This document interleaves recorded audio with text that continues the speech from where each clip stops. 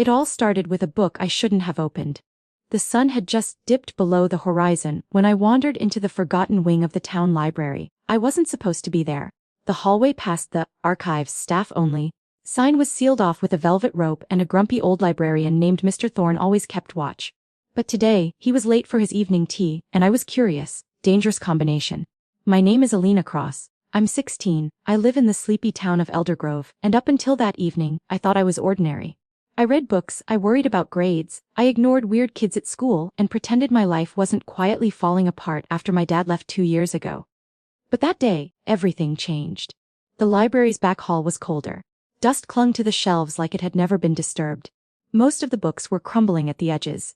Forgotten titles in strange languages, drawings that looked like symbols or spells. My fingers trailed across the spines until one book made my skin prickle. It was bound in green leather, with no title. Just a small silver emblem on the front. A tree with eyes in its branches. I opened it. The air shifted. I swear it. A low hum began, faint and musical, and the letters on the page rearranged themselves. I blinked, stepped back, heart pounding. Then I heard the whisper. Alina. My name from nowhere and everywhere at once. I slammed the book shut. Too late. A gust of wind blasted down the hall and extinguished the lantern behind me. The pages fluttered violently before the book shut itself, locking with a silver clasp that hadn't been there before. I ran, not like walked briskly. I ran, knocking into a shelf and sending a cloud of dust into the air. Mr. Thorne was standing at the entrance to the hallway, just lifting his teacup. He narrowed his eyes at me. That section is off limits, Miss Cross. I didn't see the sign. I lied. He knew I was lying. We both pretended he believed me. Leave that place alone, he said quietly. Not everything in this world is meant to be read. I nodded. But I was already thinking about the tree with eyes, and the way the book had said my name. That night, I couldn't sleep. The humming sound echoed in my ears, like it was calling me back. I kept seeing the emblem in my head, and when I finally drifted off, I dreamed of a forest.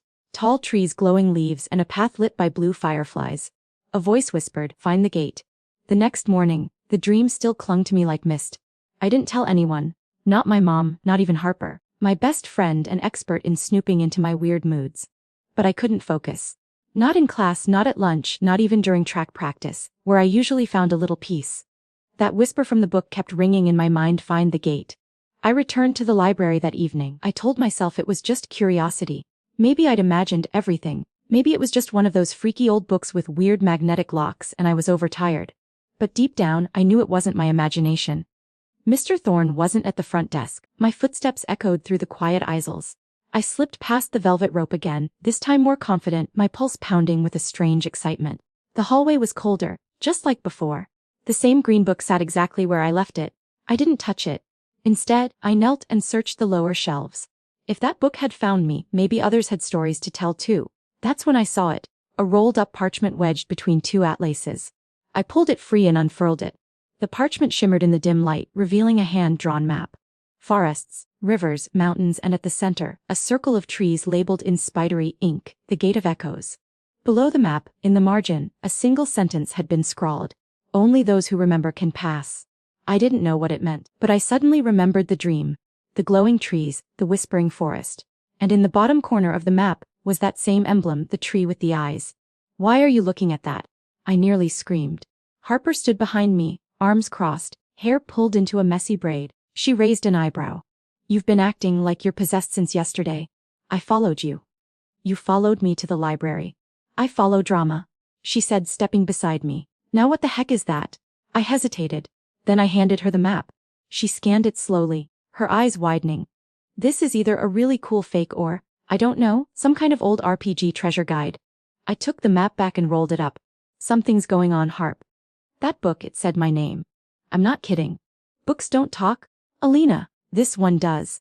She stared at me a long moment. "All right, let's say I believe you.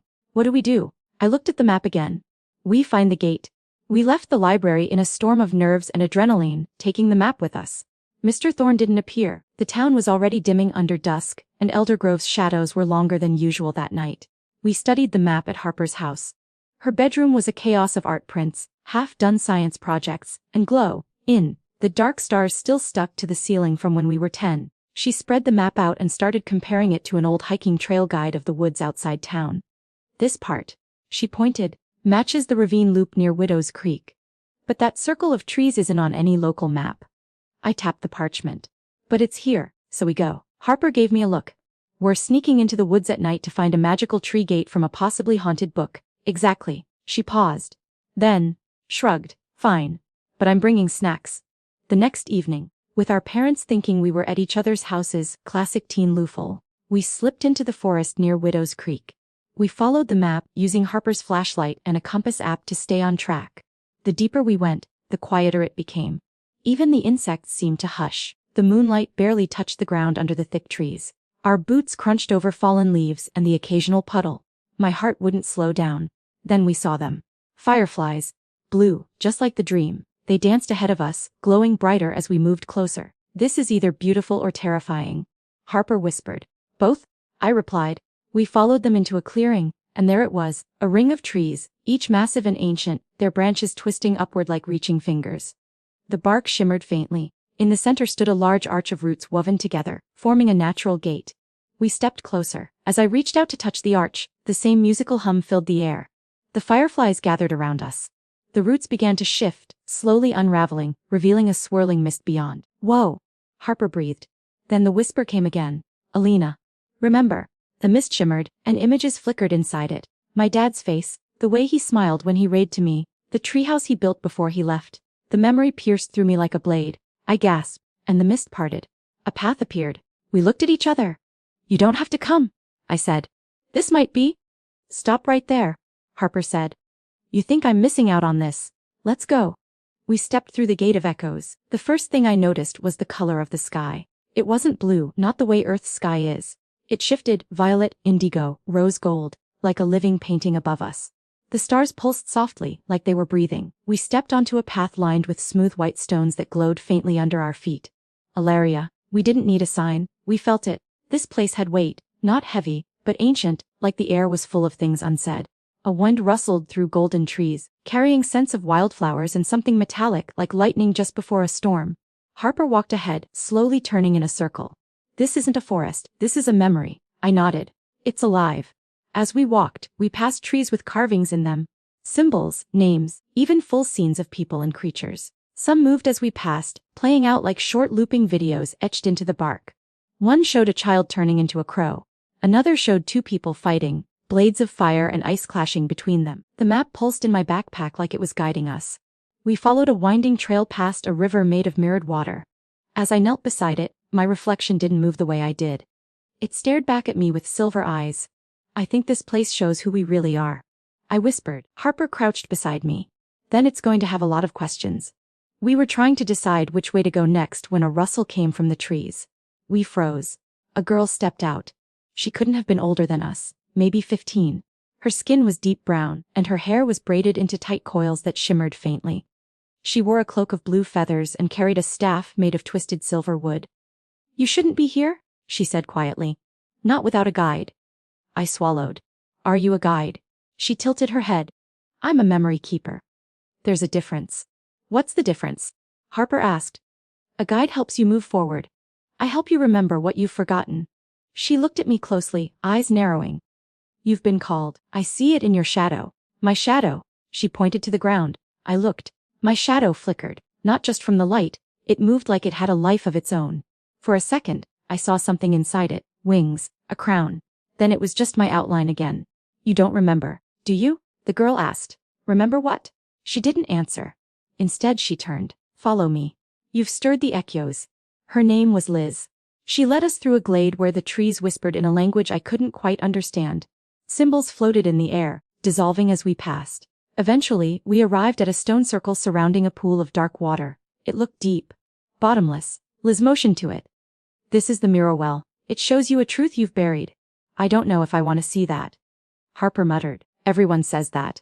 Liz replied. She turned to me. You first, Alina. I stepped forward. The water shimmered as I approached. I knelt and looked in. Not a reflection. A memory. It was me, but younger. 5 years old, sitting on the porch steps of our old house. Dad was beside me, telling me a story. Not just any story. This story. A kingdom hidden beyond memory. A gate. A girl with a silver crown. She's you, he had whispered, tapping my forehead. You just don't remember yet. The scene vanished. I staggered back. That's impossible, I said. That was just a story. No, Liz said. It was a truth disguised as a story. But I was just a kid. Even then, Elaria called to you. You've been here before. We camped near the mirror well that night. Harper sat next to the fire, eating something Liz had given us. Some kind of glowing root that tasted like honey and mint. She looked at me. So let me get this straight. You're from here. You've been here before. And somehow you forgot everything? I guess. And now you're what? The chosen one. I groaned. Please don't say that. I don't even know what I'm doing here. But you are something, she said. That shadow thing, the crown. The wings. That's not normal. I looked at Liz. She nodded slowly. Alina was once part of the circle of 5 guardians who kept Ilaria's balance. But when the rift began, you vanished. We thought you were lost. The rift. Liz glanced at the horizon. Something is tearing Elaria apart. A force from beyond the gate. It steals memories, identity. It creates hollowborn, beings with no past, no face, no soul, and it wants me. It fears you, she said. I sat back, stunned. So I'm supposed to save a magical memory realm from being consumed by what, amnesia monsters? Yes, Liz said simply. I looked at Harper.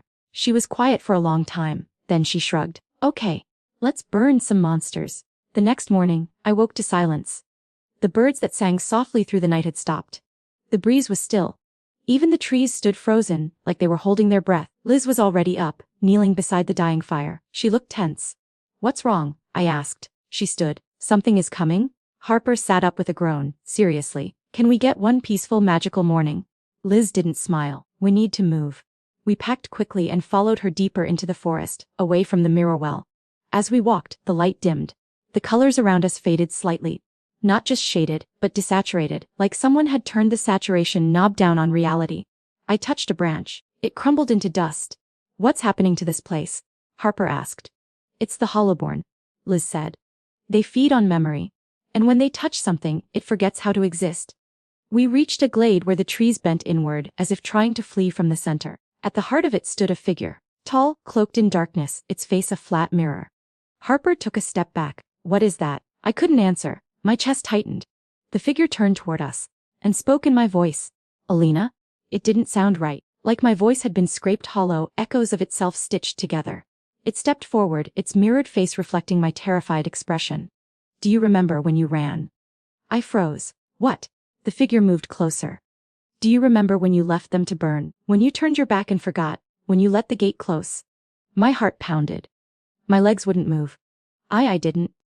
You chose to forget, the hollowborn said. And now your world will forget you. A wind surged outward. Leaves tore through the air. Harper screamed as she was thrown backward. Liz slammed her staff into the ground, creating a dome of blue light around us. Alina, she shouted. It's feeding on your guilt? Push it back. I clenched my fists. I don't remember anything. How can I fight something I don't understand? Then remember, she shouted. The hollowborn raised its hand. Darkness spiraled from its fingers, lashing toward the dome. The light began to crack. Alina. Harper called weakly from behind me. You've already done this before. You can do it again. I stared at the creature, at my reflection in its mirrored face, and suddenly, something cracked open inside me. A flash. A memory. I was standing on a mountain ridge, wind in my hair, wearing a cloak of stars. 4 others stood beside me. The circle. We were raising our hands toward the sky, holding back a storm of shadow. And I was leading them. I am Alina Cross, I whispered. And I did not run. Power stirred in my veins, not like electricity but like music, like a note being played through the center of my chest. My shadow expanded, spreading wings of silver light behind me. The hollowborn hesitated. I raised my hand, and willed it away. The shadow shrieked, a sound that broke glass and birdsong alike. Its form unraveled, dissolving into black smoke that blew apart in the windless air. Silence fell. The trees began to breathe again. Harper crawled to her feet. Okay, I officially take back every time I rolled my eyes at you. Liz watched me with something like awe. You remembered. Little, I said, breathing hard. Just enough. We returned to the mirror well, where Liz pulled a silver pendant from her pouch and handed it to me. It was shaped like a crescent moon with a star in the center. This was yours, she said. The sigil of the circle. You were the first voice. The one who could shape memory into reality. I turned the pendant over in my palm. Is that what I did just now? You remembered who you are, Liz said. That's the beginning of all magic in Elaria. Harper peered at the pendant. So what are the others? The other members of this circle. Liz hesitated. They were scattered when the rift began. One was taken. One vanished. One forgot everything. That was you. and the last one still fights. He might help us if he's still alive. I clenched the pendant. Then we need to find him. There's a place where the lost gather, Liz said. An old sanctuary called the Archive of Ashes. If anyone knows where he is, it will be there. That night we sat under a canopy of shimmering stars. I stared up at them, thinking about everything I didn't know, and the parts I was just starting to remember. Harper lay on her back, arms crossed behind her head. So what now? We walk into a half-burned library filled with ancient warriors, and hope they've got your friend listed in a guest book. Something like that, I smiled. Liz sat beside us, polishing her staff. You're not just here to find your memories, Alina. You're here to decide what to do with them. The rift doesn't just destroy. It feeds on people who run from their truths. I thought of the Hollowborn again. It hadn't just attacked me. It knew me. It was me, in a way. The part of me that still believed I wasn't enough, but I had fought it, and I had won. The path to the archive was not marked on any map. Liz told us it shifted with time, sometimes hidden beneath the dunes of a vanished sea, sometimes hovering above the Valley of Threads. Today, it was in the worn hills, a stretch of crumbling stone ridges, where nothing grew and the wind whispered in forgotten languages. We left the forest behind and entered the dry lands, where the sky dimmed again and the stars appeared even in daylight. Harper adjusted her pack. So this place we're heading to, it's like a magical library. Not exactly, Liz said.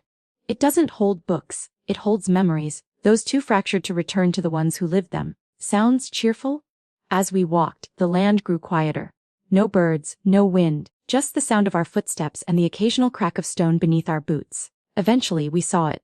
Rising from the hills was a twisted structure, part ruin, part sculpture, shaped like a spiral tower built from molten ash and memory glass. It shimmered faintly, like it wasn't entirely there.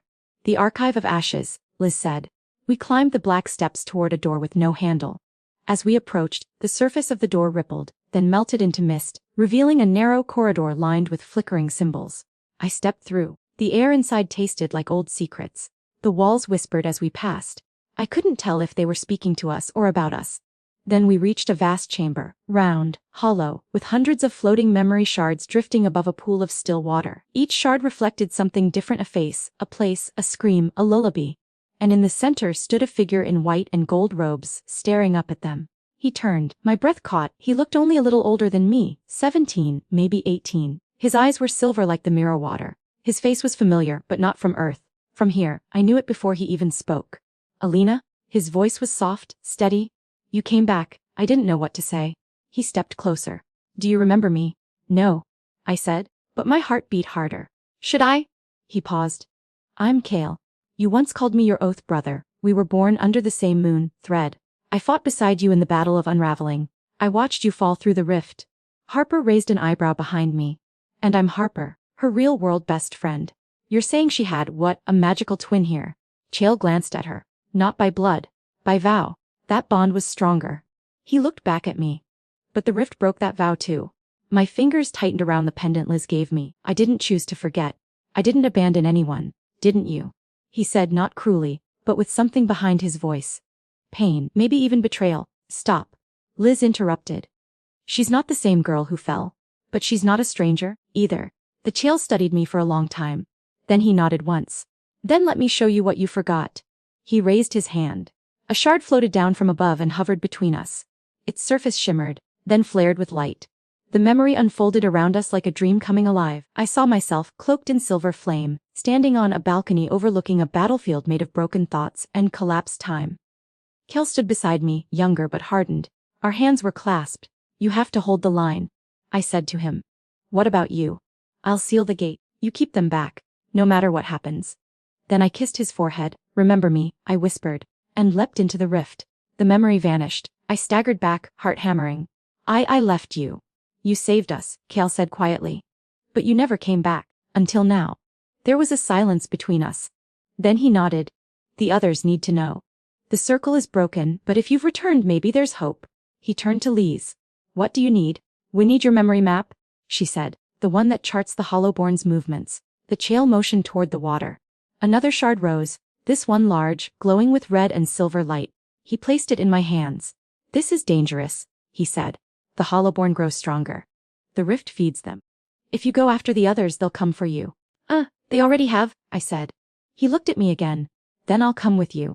Later, as we left the archive and made camp beneath a cracked sky, I sat beside the fire with Kale while Harper slept. "You were brave," he said. "I don't feel brave. I feel like I'm putting on someone else's armor." "You forged that armor?" he said. "You just don't remember how?" I stared into the flames. "Do you think I can become her again, the girl who jumped into the rift to save everything?" The Kale's voice was soft. "You never stopped being her. You just forgot." We traveled east through the Shatterglass Plains, a vast expanse where the ground shimmered like ice, but cracked like bone beneath your boots. With every step, distant echoes chased us. Whispers, old songs, sometimes even our own voices thrown back at us with strange timing. "This place feels wrong," Harper muttered, clutching her jacket tighter. "Like the world is remembering us backwards." Achale nodded. "This is where the Hollowborn first tore through. The land hasn't healed since." The memory map he gave us pulsed faintly in Alina's hands, glowing red whenever we stepped closer to a fracture. Places where reality had thinned. And now it pulsed constantly. "He's close," Kale said. Thorn, I asked. "The fire wielder?" The Chale gave a nod. "He was the flame of the circle, fierce, loyal, but stubborn. When the rift reached him, it didn't erase his memory, it corrupted it." "What do you mean?" Harper asked. "He remembers being betrayed. He remembers us abandoning him." But the truth was twisted. We came to a ruined keep built into a canyon wall. Its stone gates were scorched black, half melted. Sigils once bright with protective magic now bled ash down the walls. Inside, the halls flickered with ghost light, fire that didn't burn. We stepped into the main chamber, and saw him. Thorn stood at the center of the room, surrounded by swirling fire. His armor was cracked, his eyes glowing ember, orange, and he looked like he hadn't slept in 100 years. "Who comes?" he growled, his voice deep and edged in pain. "It's us," Kale said. "It's Alina." Thorn turned, his eyes locked onto mine, and then he laughed. A short, bitter sound that echoed through the ruined hall. "You," he said. "The girl who fled." "I didn't flee," I said, stepping forward.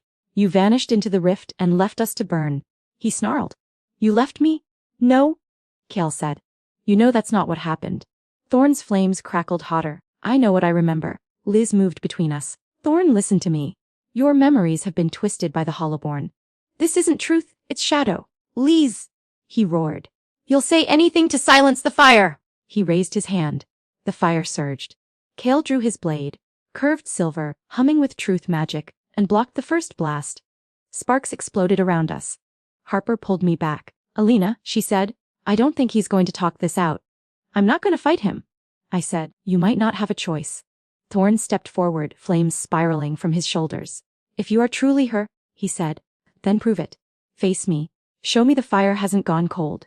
I stepped into the ring of fire. "I don't want to fight you," I said. "I want to heal you." Thorn flinched. Just a little. I held out my pendant. The sigil of the circle. It flared in the heat but didn't melt. "Do you remember this?" I asked. He stared at it. Something flickered in his eyes. I stepped closer. "Do you remember the cliff by the Ember Falls? The night you taught me to breathe flame. You told me it wasn't about anger. It was about focus." "Stop," he said. "You told me, the fire listens to your heart, not your fists. You said that before you lit the stars above us. Do you remember?" I said stop. The fire around him shrieked upward, and then suddenly collapsed inward like a dying star. Thorn fell to his knees. I caught him as he dropped. His body shook. "I tried to hold it," he whispered. "The memories, they fought me. I didn't know what was real anymore." "You're real," I said. "You're still here. That's all that matters." Later, in the quiet after the storm, Thorn sat by our fire, his arms wrapped around his knees. The angry glow had faded from his eyes. He looked exhausted. "I don't know what's left of me," he said. "I've been Hollowborn in the mind, even if my body didn't change." Chale put a hand on his shoulder. "You came back. That's enough." Harper handed him a warm root drink. "Just, don't try to toast us again." That got a weak smile. "I'll try," he said. "Old habits." I sat across from him. "We're gathering the circle again. We're gonna face the rift and end it. Then you'll need your fire," he said. He reached into the ash around him and pulled out a piece of red crystal, smooth, glowing, shaped like a fang. He handed it to me.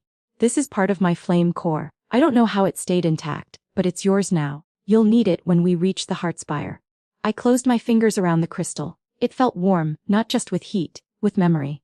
"Thank you," I said. That night, as I lay beside the fire, I looked at the sky again. The stars had shifted, just slightly. And in their new shape, I saw something forming.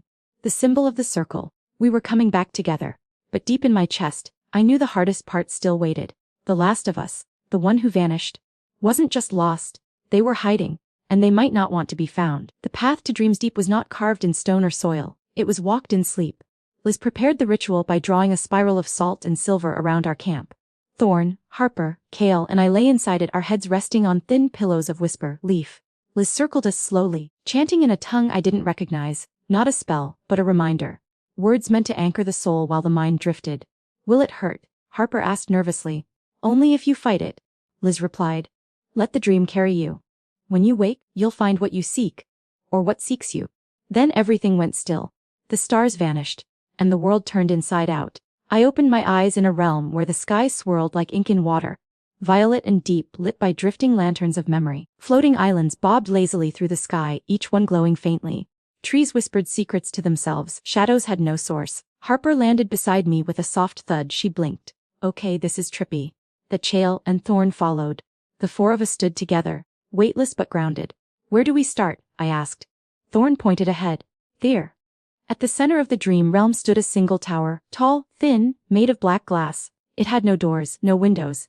Just a pulse of golden light beating from within it, like a heartbeat. As we approached, a figure appeared at its base. Tall, lean, wrapped in a cloak of starlight and silence. She turned, and for a moment, I forgot how to breathe. Her eyes were entirely white. Not blind, full. Her face was familiar, but different from the others. She didn't look surprised. She looked disappointed. Alina, she said.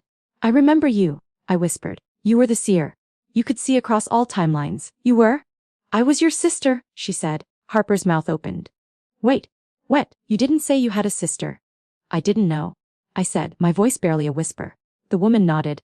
You chose not to know. You locked me here. My heart dropped. What? She raised her hand.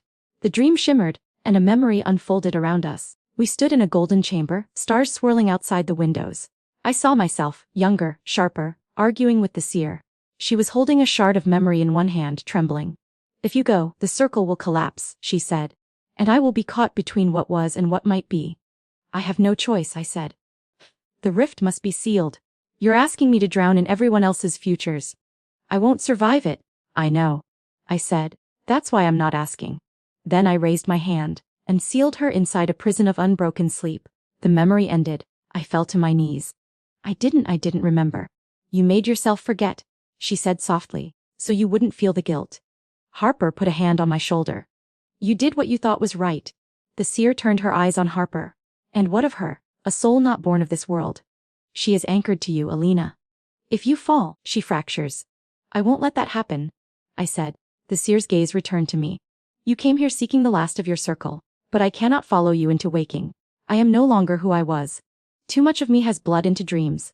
Then show me what remains. I said, let me remember what I really chose that day. She stepped forward, touched my forehead, and everything shattered. I was alone, floating, and then standing, in front of a door marked with a spiral sun. Behind it was my greatest fear. I opened it, and saw myself, older, hollow, sitting beside a broken mirror. In her lap lay the world, cracked like an egg leaking stars. She looked up. You came back too late. No, I said. I came back just in time. I stepped forward, reached for her hand, and as I touched her the cracks sealed. The stars returned. The world stitched itself back together. And so did I. I woke gasping. The ritual ring was still intact. The stars above had returned to their proper place. Liz smiled gently from the edge of the salt circle. You found her, she asked. I nodded. She can't follow, but she gave me what I needed. In my hand, I held a crystal tear. The seer's gift. She saw what I was too afraid to face. I said. Now I remember. All of it. The Chael stepped beside me. Then we're ready. Thorn stood. What's next? I looked to the horizon. We'll go to the rift. We traveled in silence. Through the dust corridors, across the cracked bridges of Sereth Vale, beneath the ruins of the Skyforge. The circle moved as one. Each of us carried something different: flame, blade, vision, memory. But we also carried something the Hollowborn feared most. We were whole again. Liz did not speak much now. She was preparing the gate runes in her mind, drawing them with invisible ink across her fingertips. Kyle sharpened his blade. Thorn's fire smoldered low, quiet, disciplined. Harper kept walking beside me, not asking questions anymore. Just watching, waiting, and I kept my fingers around the crystal tear from Dreams Deep. It pulsed with every step we took toward the edge of the world. The rift wasn't just a scar in the sky. It was a wound in time. It floated above the blasted cradle. A field of nothing, where light bent sideways and echoes repeated out of order. In the center was a tower of spiraled glass, cracked and humming with endless voices. The Spire of Undoing, Liz whispered, built from every broken memory the Hollowborn devoured. The sky above it bled silver mist. The rift pulsed like a heart beating too fast. We climb that? Harper asked. No, Cale said. We descend it.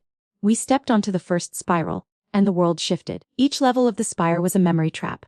Not just ours, everyone's. Centuries of grief and desire spun into illusion. The first floor showed me Earth, my room, my mother, the soft call of dinner being ready. I stepped toward it, and nearly fell through a crack in the glass. Don't follow dreams backward, Liz warned.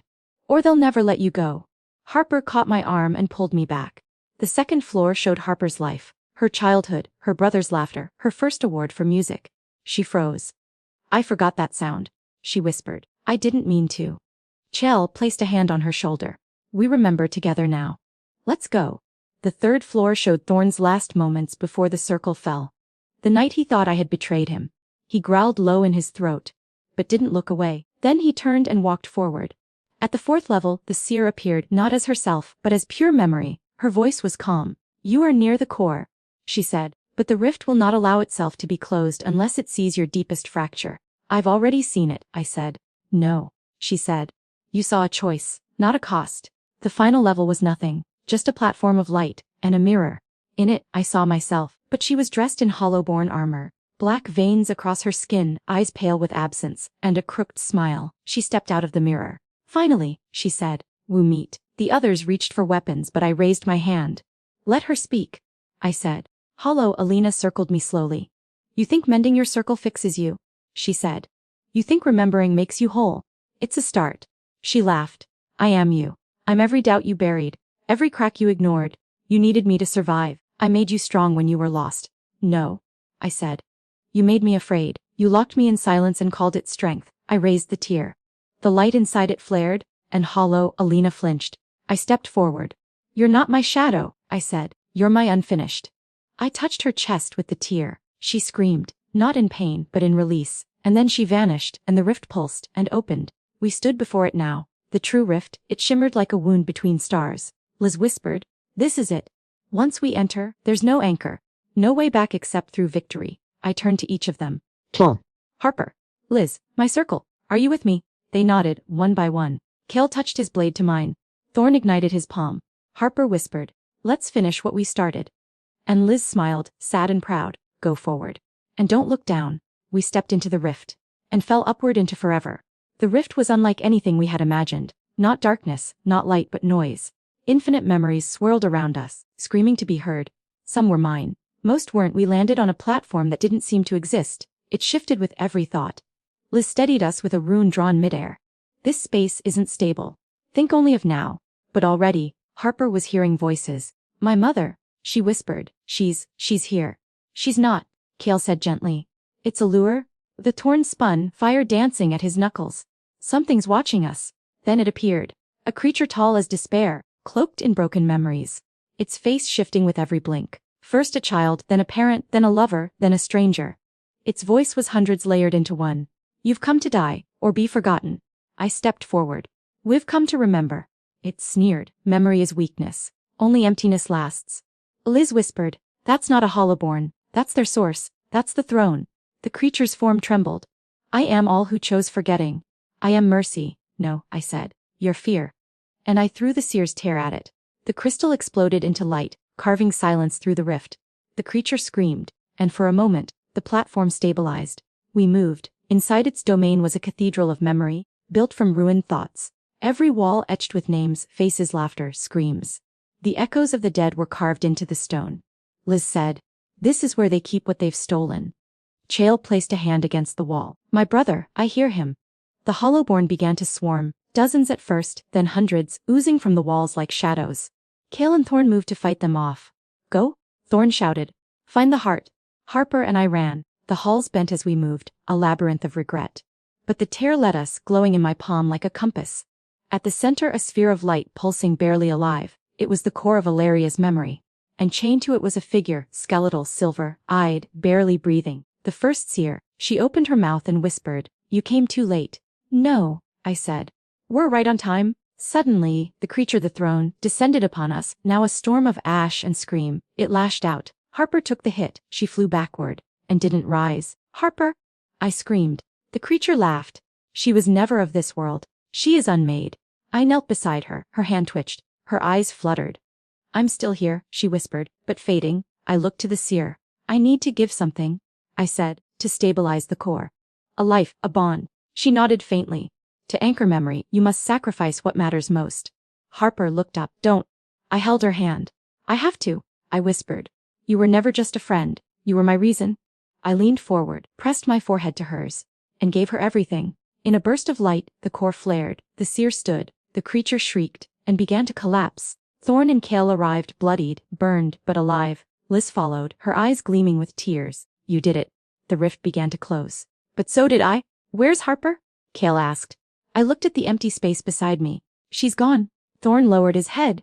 She chose you. No, I whispered. I chose her. She was never a memory. She was my anchor. And then the rift snapped shut, and the sky was silent. We woke beneath the blue sky of Elaria. The land had changed. The air no longer buzzed with broken thoughts. The stars above no longer flickered with lost names. The Hollowborn were gone, not slain, but dissolved. The wound in the world had closed. But I felt a hollow in my chest that would never fully mend. Liz helped me to my feet. The cost was real. But the world is free now. Thorn offered me a flame. I lit it, and it stayed. Kale knelt beside the new seer's stone, placing his blade beside it. We begin again, he said. In the weeks that followed, the circle disbanded. But not in grief. In peace. Thorn returned to the flame temple to rekindle their ancient oaths. Kal walked the new borderlands, guarding them from forgotten threats. Liz became the new dream warden, guiding souls safely through sleep. And I stood atop the cliffs of Ember Falls every evening, watching the sun dip low, remembering her laugh.